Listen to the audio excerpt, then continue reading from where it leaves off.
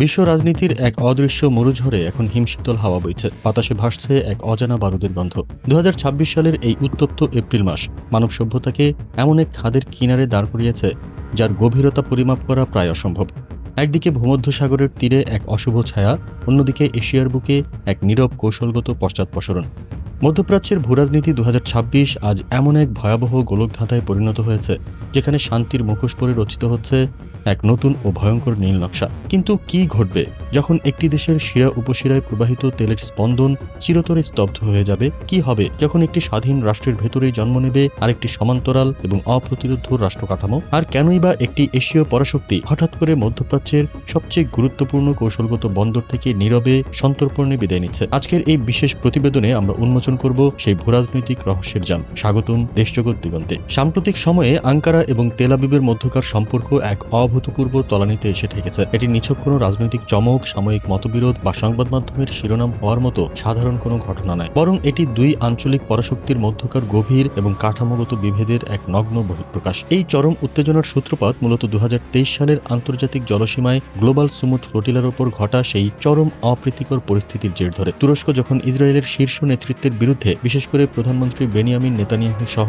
৩৫ জন উচ্চপদস্থ কর্মকর্তার বিরুদ্ধে আন্তর্জাতিক আইনি পদক্ষেপ নেওয়ার এক সাহসী সিদ্ধান্ত গ্রহণ করে, ঠিক তখন থেকেই এই কূটনৈতিক ফাটল এক নতুন এবং বিপজ্জনক মাত্রা লাভ করে। নেতানিয়াহু এর জবাবে এক্সে পোস্ট করে তুরস্কের প্রেসিডেন্ট রিসেপ তাইয়েপ এরদোয়ানের বিরুদ্ধে নিজ দেশের কুর্দি নাগরিকদের উপর চরম নিপীড়নের পাল্টা অভিযোগ আনেন। কিন্তু আসল রহস্য লুকিয়ে আছে অন্যখানে। এই আক্রমণাত্মক বার্তার পেছনের প্রকৃত রাজনীতিটা আসলে কি? বিশ্লেষকরা যে বলছেন তা শুনলে চমকে উঠবেন। দেশের অভ্যন্তরে দুর্নীতি ও আইনি লড়াইয়ের এক অত্যন্ত জটিল এবং শ্বাসরুদ্ধকর পর্যায়ে রয়েছেন ইসরায়েলি নেতৃত্ব। প্রসিকিউটরদের দীর্ঘ কারাদণ্ডের দাবিকে নেতানিয়াহু একটি রাজনৈতিক প্রচার বা উইচ হান্ট হিসেবে বর্ণনা করে আসছেন। এদিকে নির্বাচনের বছর হিসেবে নিজেদের ক্ষয়িষ্ণু ভাবমূর্তি রক্ষা করার এক মরিয়া প্রয়োজন ছিল তার। এর পাশাপাশি ইরানের সাথে যুক্তরাষ্ট্রের যুদ্ধবিরতি চুক্তির কারণে ইসরায়েলের কট্টরপন্থী নাগরিকদের কাছে তার জনপ্রিয়তায় বড় ধরনের ধস নেমেছে। এই রাজনৈতিক পতন ঠেকানো এবং উগ্র জাতীয়তাবাদী ভোটারদের মন জয় করার জন্য এরদোয়ানের মতো একজন শক্তিশালী মুসলিম নেতার বিরুদ্ধে হুঙ্কার দেওয়া নেতানিয়াহুর জন্য এক প্রকার রাজনৈতিক বাধ্যবাধকতা হয়ে দাঁড়িয়েছিল। এই কথার লড়াইয়ে যুক্ত হয়েছেন ইসরায়েলের সাবেক প্রধানমন্ত্রী নাফতালি বেনেটো। তিনি তুরস্ককে নতুন ইরান হিসেবে আখ্যায়িত করে পরিস্থিতিকে আরও ঘোলাটে করে তুলেছেন। তিনি স্পষ্ট ইঙ্গিত দিয়েছেন যে এই বৈশ্বিক ভূরাজনীতির ময়দানে তারা আর চুপ করে থাকবেন না। এই ভূরাজনৈতিক সংকটের স্ফুলিঙ্গ ইতিমধ্যেই জ্বলে উঠেছে। একসময় যে ইস্টমেড পাইপলাইন প্রকল্প তুরস্ককে ইউরোপের এনার্জি হাব বানানোর স্বপ্ন দেখিয়েছিল, গাজার চলমান মহাবিপর্যয়ে সেই মেগা প্রকল্পের কফিনে শেষ পেরেক ঠুকে দিয়েছে। মধ্যপ্রাচ্যের এই দাবা খেলায় দৃশ্যমান খেলোয়াড়দের চেয়ে অদৃশ্য খেলোয়াড়রাই বেশি ভয়ঙ্কর। আমরা যদি ভূমধ্যসাগরের তীরবর্তী লেবাননের দিকে তাকাই, তবে দেখতে পাবো এক চরম মেরুকরণের চিত্র। রাষ্ট্র বনাম এক শক্তিশালী সশস্ত্র গোষ্ঠীর এই ছায়া লড়াই পুরো অঞ্চলকে এক অজানা অন্ধকারের দিকে টেনে নিয়ে যাচ্ছে। যুক্তরাষ্ট্র, লেবানন এবং ইসরায়েলের রাষ্ট্রদূতেরা একটি দীর্ঘস্থায়ী এবং শান্তিময় সমাধানের পথ খুঁজতে আলোচনা চালিয়ে যাচ্ছেন। লেবাননের রাষ্ট্রীয় কাঠামো, যার মধ্যে প্রেসিডেন্ট এবং প্রধানমন্ত্রীও রয়েছেন, তারা চাইছেন যে কোনো মূল্যে লেবাননের ধ্বংসপ্রাপ্ত অর্থনীতি ও সার্বভৌমত্ব রক্ষা করতে। প্রশ্ন হলো, এই শান্তি প্রক্রিয়ার পথে আসল বাধাকে? লেবাননের ভেতরেই গড়ে ওঠা এক প্রবল শক্তি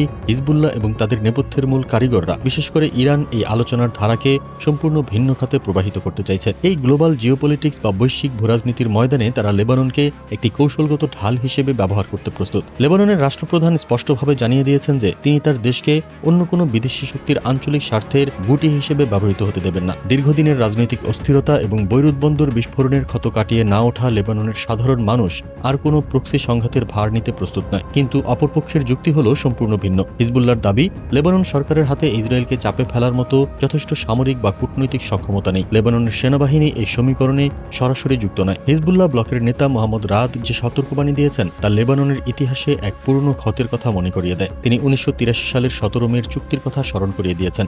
সেই চুক্তির উদ্দেশ্য ছিল শান্তি প্রতিষ্ঠা, কিন্তু লেবাননের অভ্যন্তরীণ গোষ্ঠীগুলো তা মেনে নেয়নি। ফলস্বরূপ লেবানন এক ভয়াবহ এবং রক্তক্ষয়ী গৃহযুদ্ধের দিকে ধাবিত হয়েছিল, যার বিভাজনের রেখা আজও লেবাননের সমাজে দৃশ্যমান। হিজবুল্লাহ বোঝাতে চাইছে যে তাদের প্রতিরোধ এবং ইরানের সমর্থন ছাড়া ইসরায়েলের সাথে কোনো চুক্তি লেবাননের জন্য নিরাপদ নয়। লেবানন সরকার এখন পড়ে গেছে এক চরম উভয় সংকটে। তবে বিপদের আসল মাত্রা কোনো প্রথাগত অস্ত্রাগারে সীমাবদ্ধ নেই, বরং আধুনিক যুগের সবচেয়ে ভয়ঙ্কর অস্ত্র হল অর্থনীতি, সরবরাহ শৃঙ্খল এবং কৌশলগত অবরোধ। তুরস্ক এবং ইসরায়েল যদি সত্যিই তাদের কূটনৈতিক সম্পর্ক ছিন্ন করার মতো চরম পদক্ষেপ নেয়, তবে তুরস্কের হাতে এমন কিছু ট্রাম্প ট্রাম্প কার্ড রয়েছে যা ব্যবহার করলে মধ্যপ্রাচ্যের অর্থনৈতিক মানচিত্র চিরতরে বদলে যেতে পারে। প্রথম এবং সবচেয়ে মারাত্মক ট্রাম্প কার্ডটি হল তেল প্রবাহ।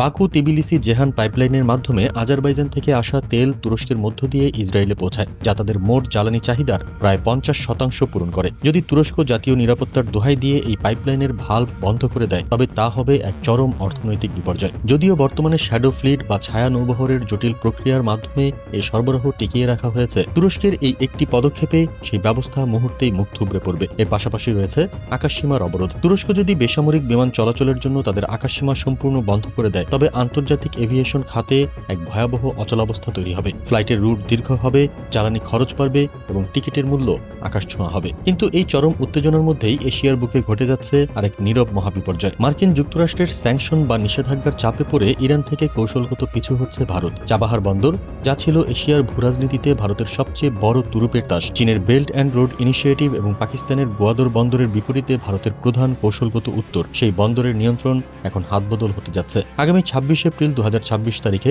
মার্কিন নিষেধাজ্ঞার ছাড়ের মেয়াদ শেষ হচ্ছে। গাজা সংঘাতের পর যুক্তরাষ্ট্র ইরানের উপর সর্বোচ্চ চাপ প্রয়োগের নীতিতে ফিরে গেছে। নিষেধাজ্ঞার চরম ঝুঁকি এড়াতে ভারত যে অন্তর্বর্তীকালীন ব্যবস্থা গ্রহণ করছে তা প্রমাণ করে বর্তমান বহুমেরু বিশ্বে কোনো রাষ্ট্রই আর আবেগের বশবর্তী হয়ে সিদ্ধান্ত নেয় না। এখন প্রশ্ন হলো, এই সব ঘটনার শেষ কোথায়? শুরুতে আমরা যে গোলকধাঁধা এবং মহাবিপর্যয়ের কথা বলেছিলাম তার উপসংহারে কি হতে যাচ্ছে? যদি তুরস্ক সত্যিই তেলের ভাল্ব বন্ধ করে দেয় তবে ইসরায়েলকে খোলা বাজার থেকে চড়া মূল্যে জ্বালানি কিনতে হবে, যা তাদের যুদ্ধভিত্তিক অর্থনীতিকে পঙ্গু করে দিতে পারে। অন্যদিকে লেবাননের অভ্যন্তরীণ ফাটল যদি নিয়ন্ত্রণের বাইরে চলে যায় তবে তা শুধু মধ্যপ্রাচ্য নয়, বরং ইউরোপের প্রবেশদ্বার পর্যন্ত এক দীর্ঘস্থায়ী অস্থিতিশীলতার জন্ম দেবে, যা 1983 সালের সেই ভয়াবহ বিভাজনের চেয়েও ভয়ঙ্কর হতে পারে। আর চাবাহার বন্দরে ভারতের এই সাময়িক শূন্যতা মোটেও কোনো নিরীহ ঘটনা নয়। এই শূন্যস্থান যদি অন্য কোনো এশীয় পরাশক্তি যেমন চীন চিরতরে পূরণ করে ফেলে তবে তা বৈশ্বিক ক্ষমতার এক সম্পূর্ণ নতুন মেরুকরণ তৈরি করবে। পশ্চিমা বিশ্ব, মধ্যপ্রাচ্য এবং দক্ষিণ এশিয়ার সংযোগস্থলে কৌশলগতভাবে একঘরে হয়ে পড়তে পারে।